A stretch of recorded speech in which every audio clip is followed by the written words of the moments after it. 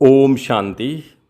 आज 27 जून 2026 के शनिवार के प्रातः मीठी मीठी मधुवन मुरली के बाप दादा के मधुर ईश्वरीय महावाक्य सुनते हैं।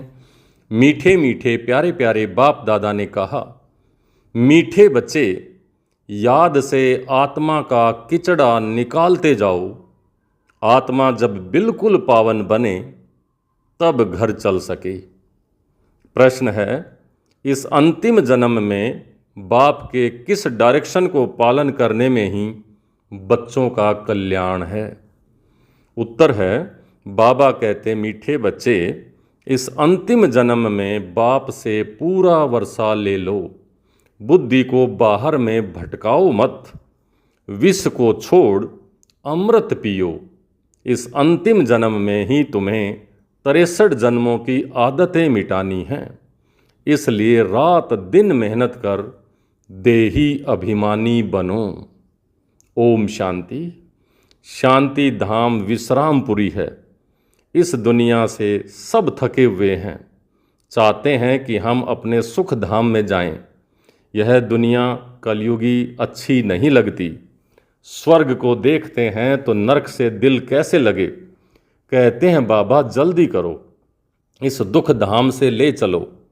बाप भी समझाते हैं, यह तो छी दुनिया है। इनका नाम ही है डेविल वर्ल्ड, नरक। यह कोई अच्छा अक्षर है क्या? कहाँ डीटी वर्ल्ड देवताई दुनिया और कहाँ ये डेविल वर्ल्ड राक्षसी दुनिया। इस डेविल वर्ल्ड में सब तंग हो गए हैं, परंतु वापसी तो कोई जा नहीं सकते। तमो प्रधानता की खाद पड़ी हुई है। वह खाद आत्मा से निकले, उसके लिए पुरुषार्थ कर रहे हैं। जो अच्छे पुरुषार्थी हैं उनकी अवस्था पिछाड़ी में अच्छी हो जाएगी। यह पुरानी दुनिया खलास हो जाएगी। अब तो बाकी थोड़े रोज हैं। जब तक बाप आकर वापस न ले जाए तब तक कोई वापस जा नहीं सकते। दुनिया में दुख है ना, घर में भी कोई ना कोई दुख रहता है। तुम बच्चों के दिल में है, बाबा अब हमें दुखों से छुड़ाने आए हैं। जो अच्छे निश्चय बुद्धि हैं वह बाप की याद को कभी भूलते नहीं। उनको कहा ही जाता है सर्व का दुख हरता। बच्चे ही पहचानते हैं। अगर सब पहचान लें तो फिर इतने सब मनुष्य कहाँ आकर बैठें। यह हो न सके।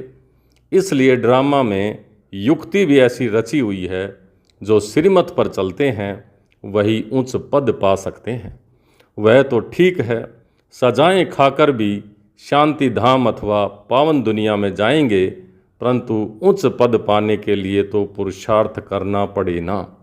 दूसरा, पावन बनने बिगैर पावन दुनिया में कोई जा न सके। यह जो कहते हैं कि फलाना ज्योति ज्योत समाया वापिस गया, यह हो नहीं सकता। जो पहले पहले सृष्टि पर आए हैं लक्ष्मी नारायण, वह भी वापस जा नहीं सकते, तो और कोई बाद वाले कैसे जा सकते हैं? इनके भी अब 84 जन्म पूरे हुए। अब जाने के लिए तपस्या कर रहे हैं। सब पुकारते ही हैं एक बाप को, ओ गॉड फादर, ओ लिबरेटर, ओ गाइड। वह गॉड फादर है, दुख हरता, सुख करता। कृष्ण आदि और किसी को थोड़े ही पुकारते हैं। क्रिश्चियन हो या मुसलमान हो, सब ओ गॉड फादर कह कर के बुलाते हैं। आत्मा बुलाती है अपने फादर को। फादर कहते हैं तब जब समझते हैं कि हम आत्मा हैं। आत्मा भी कोई चीज़ है ना। आत्मा कोई बड़ी चीज़ नहीं है। वह तो एक स्टार है और अति सूक्ष्म है। जैसे बाबा है वैसे ही आत्मा का भी स्वरूप है। अब तुम बाप की महिमा करते हो। वह सत्य चित्त आनंद स्वरूप है। ज्ञान का सागर, आनंद का सागर है। तुम्हारी आत्मा भी उनके समान बनती है। तुम्हारी बुद्धि में अब सारे सृष्टि के आदि मध्य अंत का ज्ञान आ गया है और कोई मनुष्य मात्र में यह ज्ञान नहीं है। सारा भारत, सारी विलायत ढूंढ लो, कोई को भी ये पता नहीं है। आत्मा 84 जन्मों का पार्ट बजाती है। 84 लाख तो इम्पॉसिबल है। 84 लाख जन्मों का तो कोई वर्णन हो न सके। बाप कहते हैं तुम अपने जन्मों को नहीं जानते हो, हम तुम्हें सुनाते हैं। वह सब सुनते हुए भी पत्थर बुद्धि मनुष्य समझते नहीं कि 84 लाख जन्म हों तो कोई सुना ही कैसे सकता है, उसका हिसाब ही कैसे रख सकता है। अभी तुम जानते हो हम ब्राह्मण हैं, हमने 84 जन्म लिए हैं, ब्रह्मा ने भी 84 जन्म लिए हैं, विष्णु ने भी 84 जन्म लिए हैं, क्योंकि ब्रह्मा सो विष्णु और विष्णु सो ब्रह्मा बनते हैं। लक्ष्मी नारायण ही 84 जन्म ले फिर ब्रह्मा सरस्वती बनते हैं। यह भी समझने की बातें हैं। बाप कहते हैं हर 5000 वर्ष बाद आकर मैं ये समझाता हूँ। 5000 वर्ष का चक्र है। अभी तुमने वर्णों का राज भी समझा है, हमसों का अर्थ भी समझा है। हम आत्मा सो फिर देवता बनते हैं, फिर हम सो क्षत्रिय, फिर हम सो वैश्य, फिर हम सो शूद्र बनते हैं। इतने इतने जन्म लेते हैं, फिर हम सो अब ब्राह्मण बनते हैं। ब्राह्मणों का यह एक जन्म है, यह है ही तुम्हारा हीरे जैसा जन्म। बाप कहते हैं यह तुम्हारा उत्तम शरीर है, इससे तुम स्वर्ग का वर्षा पा सकते हो। इसलिए अब और कोई तरफ भटको मत, ज्ञान अमृत पियो। समझ में भी आता है बरोबर 84 जन्म लेते हैं। तुम पहले सतयुग में सतो प्रधान थे, फिर सतो बने, फिर चांदी की खाद पड़ी, एकदम पूरा हिसाब बताते हैं।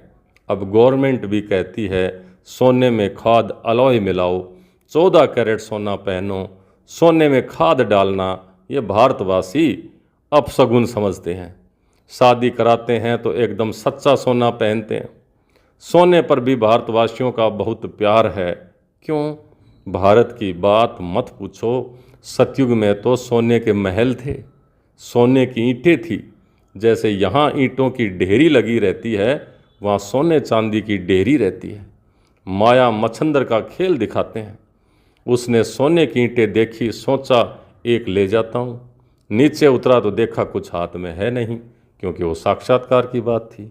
कुछ न कुछ बात लगती है ना। बच्चियाँ समझती हैं अभी हम फिर से स्वर्ग में जाते हैं। फिर अगर पति आदि तंग करते हैं तो बेचारी अंदर में रोती हैं, कब हम सुख धाम में जाएंगे। बाबा अब जल्दी करो। बाप कहते हैं बच्चे जल्दी कैसे करूं, पहले तुम योग बल से अपना किचड़ा तो साफ करो, सारी आत्मा की मैल तो निकालो, योग की यात्रा पर रहो। बाप धीरज देते हैं, पुकारते भी हो हे पतित पावन आओ, तो गाते भी हैं सर्व का सदगति दाता एक। यहाँ की ही तो बात है। अकासुर बकासुर यह सब बातें इस संगम पर इस समय की हैं। अकासुर अकड़ने वाले, बकासुर बकवास करने वाले, ये सब आसुरी बातें इसी संगम पर इसी समय की कहानियाँ हैं। ये है ही आसुरी दुनिया। तो बाप समझाते हैं मैं कलप कलप संगम पर आता हूँ। जब सारा झाड़ जर्जरी भूत अवस्था को पाता है, तुम जानते हो सतयुग में हर चीज़ सतो प्रधान होती है। यहाँ इतने पंछी जानवर आदि हैं, यह सब इतने वहाँ नहीं होंगे। बड़े आदमियों के पास अच्छी सफाई रहती है, उन्हों के रहने का स्थान फर्नीचर आदि बहुत अच्छा होता है। तुम भी इतने उच्च देवताए बनते हो, वह ऐसी कोई छी चीज़ रह न सके। यहाँ तो मच्छर मक्खी आदि अनेक प्रकार की बीमारियाँ, कितनी गंदगी रहती है। गाँवों में इतना गंद नहीं रहता, बड़े बड़े शहरों में बहुत गंदगी रहती है, क्योंकि बहुत मनुष्य हो गए हैं, रहने की जगह नहीं है। तुम सारे विश्व के मालिक बनते हो। मनुष्य गाते हैं घट ही में ब्रह्मा, घट ही में विष्णु, घट ही में 9 लाख तारे। ब्रह्मा सो विष्णु बन जाते हैं, विष्णु के साथ सितारे भी हैं। सतयुग में ये देवता बनते हैं। तो इतने थोड़े ही होते हैं। झाड़ पहले छोटा होता है, फिर वृद्धि को पाता है। सतयुग में तो बहुत थोड़े होंगे। मीठी नदियों के ऊपर महल होंगे। यहाँ नदियों से बहुत कैनाल्स निकालते हैं, नहरें निकालते हैं।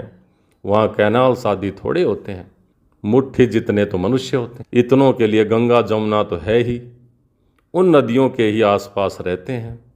5 तत्व भी देवताओं के गुलाम बन जाते हैं। कभी भी बेकायदे बरसात नहीं पड़ती, कभी नदी उछल नहीं खाती, बाढ़ नहीं आती, नाम ही है स्वर्ग तो फिर क्या। अब कहते हैं स्वर्ग की आयु इतने लाख वर्ष है। अच्छा भला वहाँ फिर कौन राज्य करते थे, यह तो बताओ। कितने गपोड़े मनुष्य लगाते रहते हैं। तुम जानते हो हम कल्प पहले मुआफिक ये पार्ट बजा रहे हैं। रुद्र ज्ञान यज्ञ में अनेक प्रकारों के असुरों के विघ्न पड़ेंगे। फिर मनुष्य समझते हैं असुर लोग ऊपर से गंध गोबर आदि डालते थे, परंतु नहीं। तुम देखते हो कितने विघ्न पड़ते हैं, अबलाओं पर अत्याचार होते हैं, तब तो पाप का घड़ा भरेगा। बाप कहते हैं थोड़ा सहन करना पड़ेगा। तुम अपने बाप को और वर्षे को याद करते रहो। मार खाते समय भी बुद्धि से याद रखो। बुद्धि में याद करो शिव बाबा।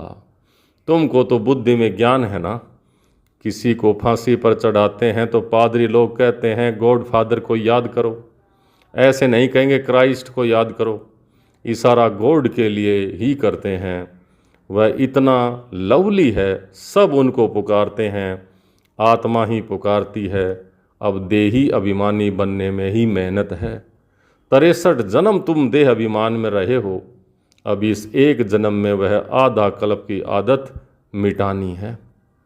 तुम जानते हो देही अभिमानी बनने से हम स्वर्ग के मालिक बन जाएंगे। कितनी उच्च प्राप्ति है, तो रात दिन इसी कोशिश में रहना पड़े। मनुष्य धंधे आदि के लिए भी मेहनत करते हैं। आमदनी में मनुष्यों को कभी झुटका या उबासी नहीं आएगी, क्योंकि आमदनी है। पैसे की खुशी रहती है, थकने की बात ही नहीं रहती। बाबा भी अनुभवी है ना।